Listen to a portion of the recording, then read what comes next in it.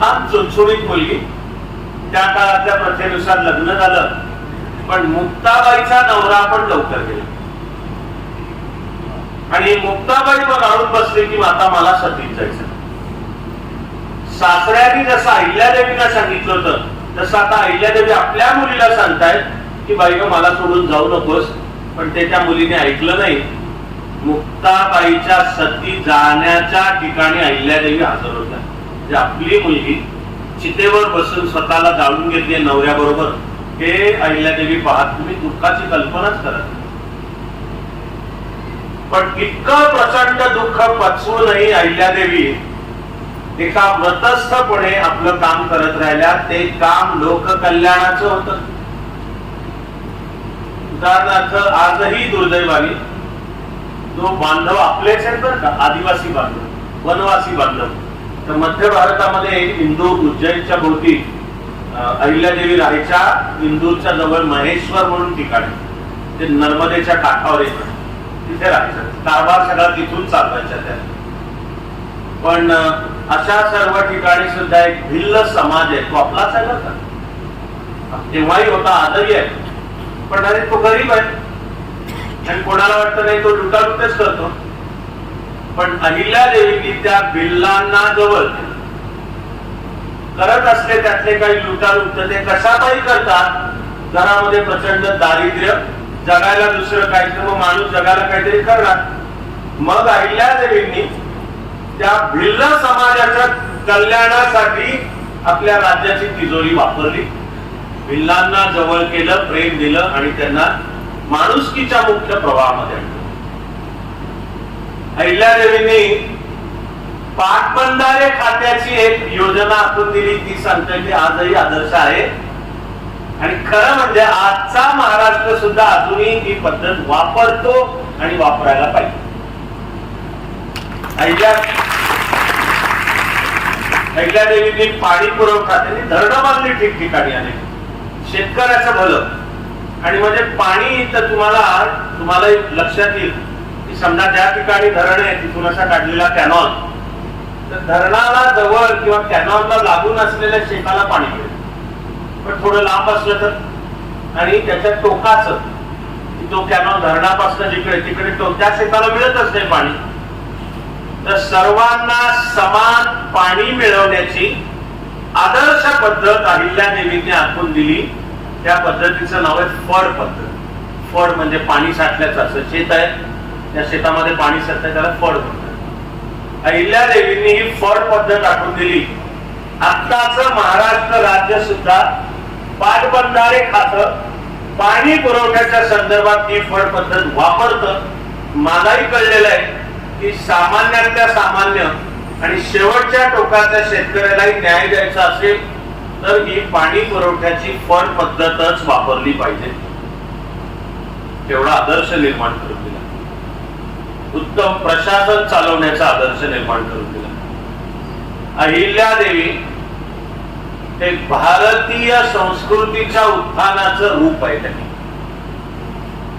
कारभार त्यांचा तिथे महेश्वर इथे थांबून आणि जे होळकर संस्थान होतं त्याचा भले असेल, आणि मग पेशवा पुण्यात, तो मुख्यतः दक्षिण भारतात लढतोय.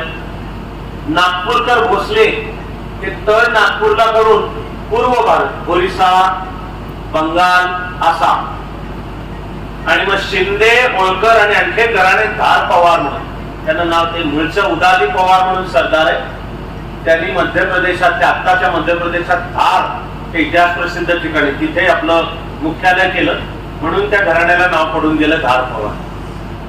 तर हे शिंदे घराणं म्हणजे त्यावेळी महाजी, होळकर म्हणजे अहिल्यादेवी पाहताय, आणि तो पुरुष वारसदार तुकोजीराव होळकर म्हणून होता, आणि हे धार पवार हे उत्तर भारत सगळा हिंदी पट्टा सांभाळत होते.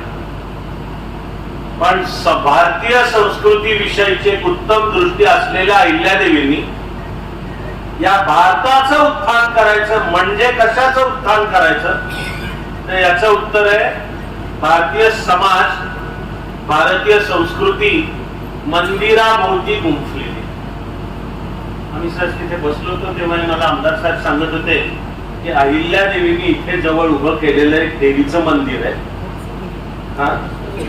कोणती देवी? मस्कोदरी देवी. हा, काय दृष्टीतून केलं ते देवीचं मंदिर? कारण भारतीय संस्कृती त्या मंदिराभोवती गुंफलेली, भारतीय समाज सुद्धा त्या मंदिराभोवती गुंफलाय. काळाच्या ओघात जर काही भलं बुरं झालेलं असेल तरी ते लक्षात येऊन या देशाचं उत्थान सुद्धा पुन्हा एकदा धर्म आणि अध्यात्माच्या उत्थानातच भारताचं उत्थान आहे. अहिल्यादेवींनी तो आदर्श जगून दाखवला. जसं इथे आपल्या इथे केलंय ना देवीचं मंदिर, श्वास रोखून ऐका. पहिले सोपं वाक्य सांगतो, एकदम सोपं वाक्य सांगतो. भारतातल्या कुठल्याही तीर्थक्षेत्राला, अख्ख्या भारतातल्या कुठल्याही तीर्थक्षेत्राला जा, तिथे तुम्हाला अहिल्यादेवी भेटणारच आहे. जी आजही आपण पवित्र मानतो ती 4 धाम यात्रा, म्हणजे गंगोत्री, जमुनोत्री, केदारनाथ, बद्रीनाथ, आणि त्याचे सगळ्यात टोकाचं मानलं जातं केदारनाथ.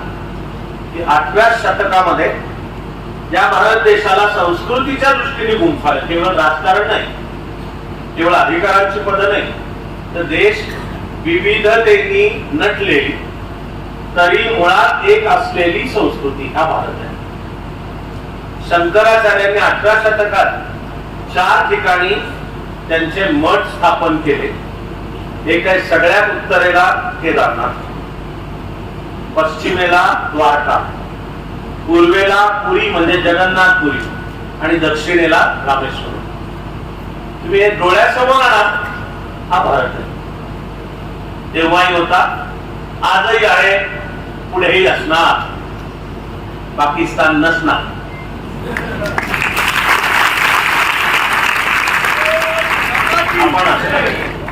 आपण असणार. आणि ते आपली एकात्मता ही नुसती राजकारणाद्वारा नाहीये. राजकारण हे पण त्या एकात्मतेचं साधन आहे. आपली एकात्मता सांस्कृतिक एकात्मता आहे, की आपण जे जोडले गेलेलो आहोत. एकम सत विप्रा बहुधा वदंती, की सत्य म्हणजे ईश्वर एक आहे. लोक त्याला वेगवेगळ्या नावाने बोलवतात. तुला ज्या नावाने बोलवायचं ते बोलू. तुला काय वाटलं विष्णू म्हणायचं तर विष्णू म्हण, शिव म्हणायचं असेल तर शिव म्हण, दुर्गा म्हण, पार्वती म्हण, विठ्ठल म्हण, तुळजाभवानी म्हण. भारताला हजारो वर्ष कळलेलं आहे की ते आहे ते एकच आहे, ते तूच. मंदिर ही भारतीय संस्कृतीची केंद्र आहे. पूर्वी तर मुळात हजारो वर्ष मंदिर शिक्षणाची पण केंद्र होती. ती कुठली शिक्षण संस्था किंवा पूर्वीचं नाव गुरुकुल आहे, तर आधी त्याच्या मध्यभागी मंदिर असायचं. आणि अध्यात्माची ती साधना कशी करायची ते शिक, इथून शिक्षणाची सुरुवात व्हायची. त्याला अहिल्यादेवींनी चालना दिली. अहिल्यादेवींनी पुनरुत्थान केलेली मंदिरं भारतभर आहेत. अहिल्यादेवींनी केदारनाथाच्या मंदिराचे पुनरुत्थान केलं. इकडे द्वारका आणि तुमचा माझा महादेव जो सोरटी सोमनाथला, की जे वेळोवेळी अत्याचारी आक्रमक येत होते आणि ते मंदिर पाडत होते. गजनीच्या मोहम्मदापासून प्रथा चालू झाली म्हणजे 1000, आणि ज्यांनी शेवटचं सोरटी सोमनाथाचं मंदिर तोडलं तो अहमद शाह अब्दाली आहे. अहिल्यादेवींनी ते डोळ्यांनी पाहिलं होतं. तर सोरटी सोमनाथाचं मंदिर सुद्धा अहिल्यादेवींनी पुन्हा बांधलं. भारताच्या स्वातंत्र्यानंतर ते मूळचं मंदिर जिथे होतं तिथे आता एक अत्यंत नवं आणि तरी भारताच्या हजारो वर्षांच्या संस्कृतीचा वारसा सांगणारं मंदिर उभं राहिलेलं आहे. पण कधी जर गेला सोरटी सोमनाथाला तर तुम्हाला दिसेल की त्या मंदिराला मध्ये रस्ता आहे आणि तिरकाकोना रस्त्याच्या पलीकडे अहिल्यादेवींनी उभं केलेलं सोरटी सोमनाथ म्हणजे शिवाचं मंदिर आहे. अहिल्यादेवींनी उभं केलं. पुरी जगन्नाथपुरीचं मंदिर अहिल्यादेवींनी उभं केलं. रामेश्वरचं मंदिर, ओके, मथुरा, वृंदावन, म्हणजे आपल्या संस्थांचा कारभार चालवताना अहिल्यादेवींची दृष्टी सुद्धा संपूर्ण भारताची होती. नुसते त्या होळकर संस्थांच्या प्रदेशाचा त्या कारभार नव्हत्या चालवत, तर त्या देशाच्या संस्कृतीचा कारभार चालवत होता. एक आपलं दुर्दैवच आहे की त्याही वेळची राजकारण त्यातले वेगवेगळे गट आपल्या राजकीय स्वार्थासाठी इंग्रजांची मदत घेत होते. खरं म्हणजे भारतात इंग्रजांचं राज्य पसरत चाललंय हे मराठ्यांना कळत होतं. इंग्रजांचा सगळा भारतीय जिंकून लुटायचा प्लॅन होताच, पण इंग्रजांना पण कळत होतं की आपले सगळ्यात मोठे शत्रू आणि भारत जिंकण्याचा आपला सगळ्यात मोठा अडथळा मराठा. राजकारणाचा डावपेच दाखवत होते. त्याच्यात तळातळांचे वेगवेगळे एकमेकाला शहकाशाचं जे राजकारण चालतं सत्तेच्या लोभापायी, त्यापायी ते इंग्रजांची मदत घेत. आणि अहिल्यादेवींना हे कळत होतं आणि त्यांचे ते लेखी आहेत त्याचे पुरावे की त्यांच्या परिमित्या ते मराठा साम्राज्याचे जे वेगवेगळे घटक होते, होळकर, तिकडे ग्वाल्हेरला तळ केलेले शिंदे, धारचे पवार, नागपूरकर भोसले, बडोद्याला गायकवाड घराणं होतं. आणि हे वेगवेगळे आलटून पालटून त्यांची तिथली खुर्ची टिकवायला इंग्रजांची मदत घेत होते.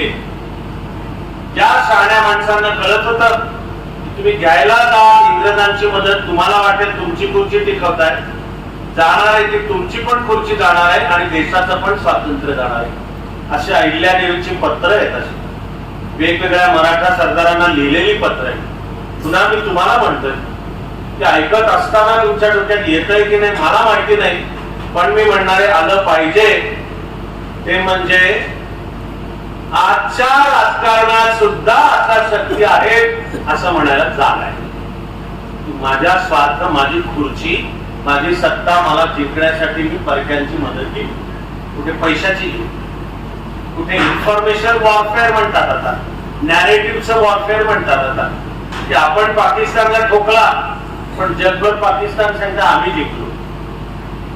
आणि ज्या पाकिस्तानी जनरलनी युद्ध घडवलं, जनरल मुनीर, त्याला बढती देऊन त्याला फील्ड मार्शल केलं.